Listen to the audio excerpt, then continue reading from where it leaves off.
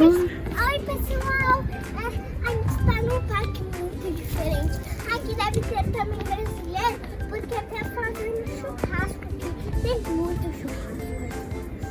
E também tá um parquinho gigante ali que eu vou te mostrar. Vamos. Tem até um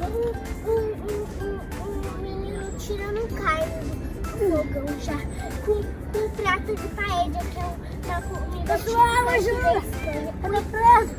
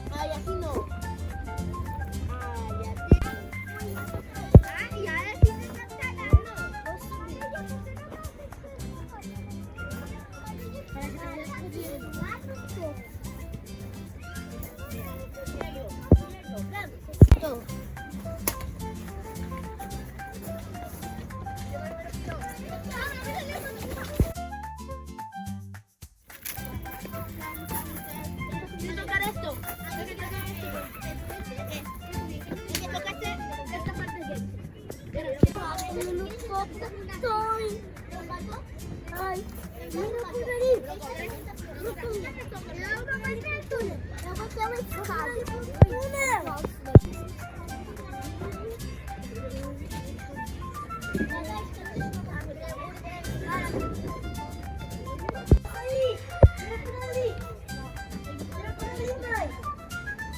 Aqui.